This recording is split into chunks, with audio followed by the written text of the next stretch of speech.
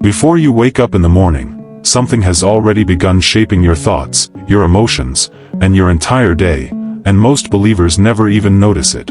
The truth is, most people never lose their peace in one dramatic moment. They lose it quietly, slowly, in the first few minutes of their morning.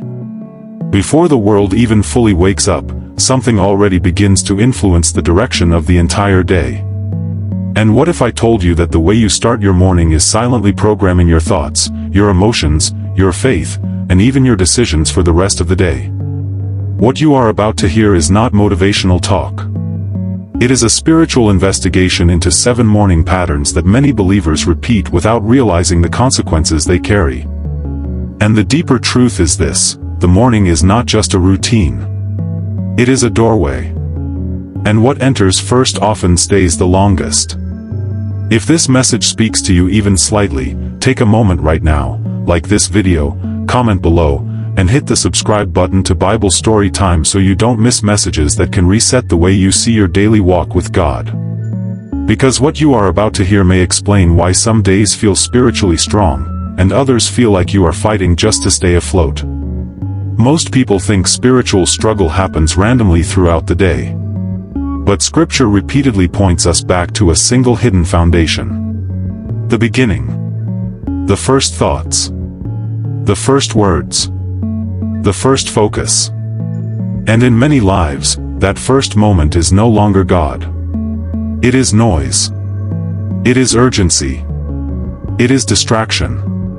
And slowly, without realizing it, the soul becomes shaped by whatever speaks first. There is a reason Scripture says in the morning, "Your voice will I hear." There is a reason morning prayer is emphasized again and again throughout the Bible. Because morning is not just time. It is formation. And formation happens quietly. Now consider this carefully. The moment you wake up, your mind is not neutral. It is not empty. It is highly receptive.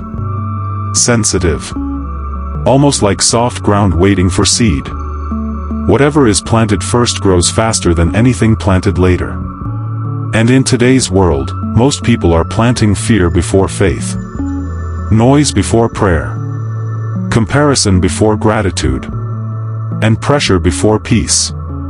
This is where the shift begins.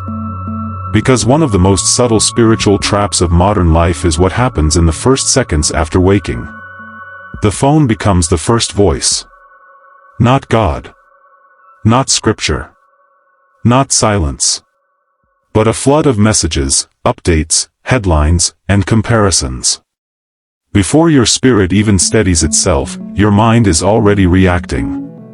And reaction becomes the tone of the entire day. There are people who wake up carrying stress that does not belong to them yet. Problems they have not faced yet.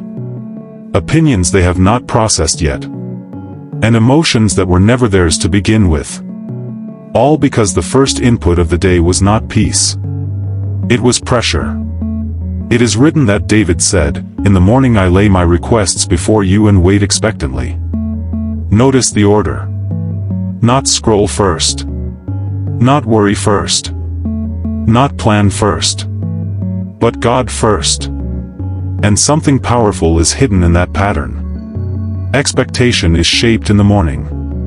If you begin with chaos, you expect chaos. If you begin with fear, you anticipate fear.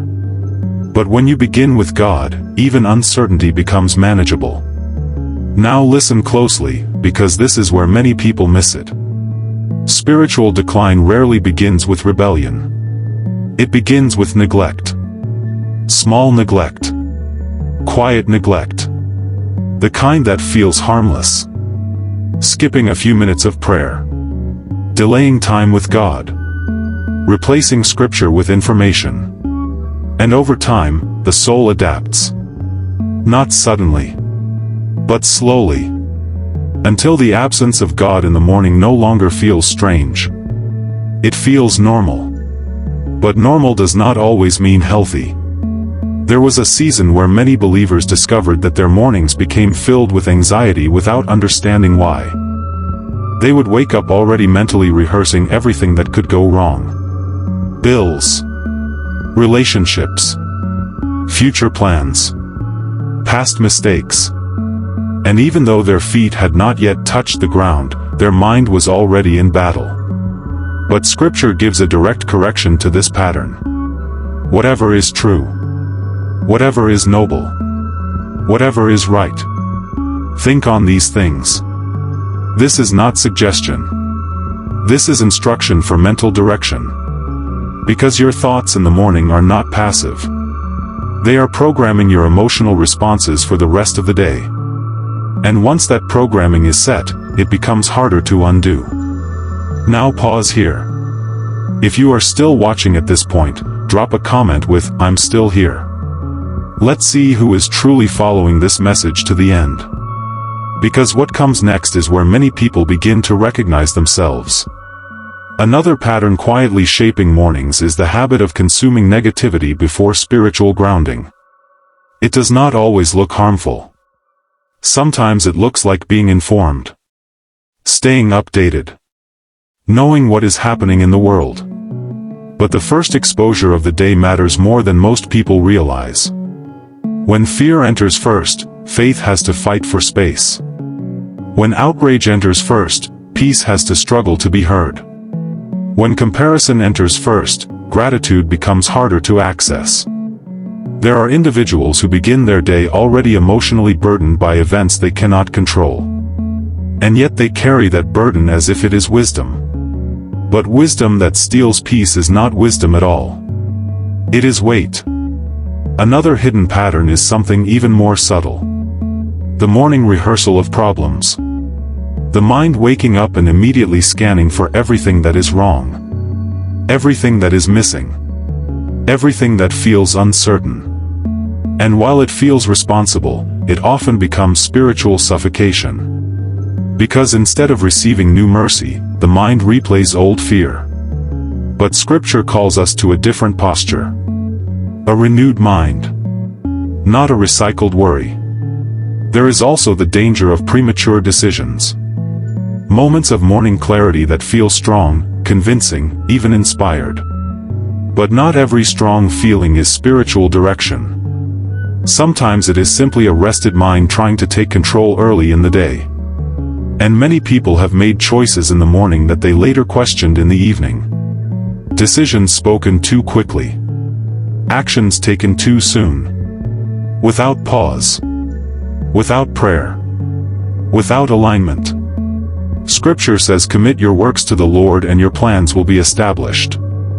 Not commit after the fact. Not commit when things go wrong.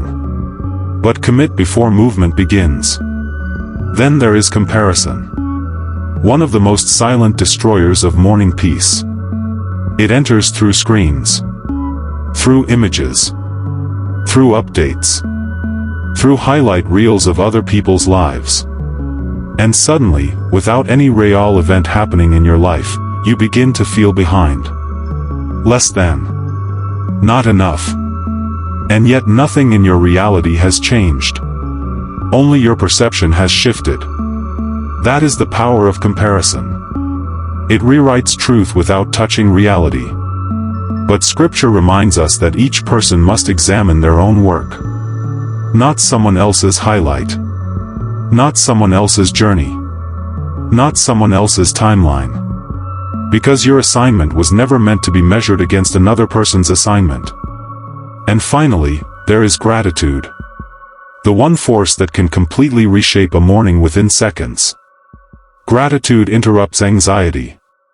It disrupts fear. It breaks the cycle of mental pressure. Because when you begin to acknowledge what is already good, what is already provided, what is already sustained by grace, your perspective shifts from lack to awareness. This is why Scripture declares this is the day the Lord has made. Not yesterday's regret. Not tomorrow's fear. This day. Right now. And when gratitude becomes the first response, the entire emotional tone of the day begins to stabilize. Now consider what all of this is revealing. The morning is not just preparation for the day. It is direction for the spirit. It determines whether you enter the day anchored or exposed. centered or scattered, faithful or reactive. And Scripture consistently points us back to one principle. Seek first. Not second. Not eventually. First. Because what you place first becomes the foundation for everything that follows. And here is the deeper truth many people overlook. God is not demanding your entire morning. He is asking for the first part of it. The first thoughts. The first attention. The first surrender. Because what you give first, you protect the rest. And when God is first, everything else finds its proper place. If this message has spoken to your heart, take a moment right now and like this video, comment below, and subscribe to Bible Story Time so you can continue receiving messages that bring spiritual clarity into your daily life. And if you have ever struggled with your mornings, share this message with someone who needs it. Because sometimes the change someone needs for their entire life begins with the first few minutes of their day. And now, as we close this message, remember this truth deeply. Your morning is not just the beginning of a schedule. It is the beginning of direction. And what begins in the morning often defines everything that follows. So tomorrow, when you wake up, choose carefully. Because the first voice you listen to will shape the rest of your day.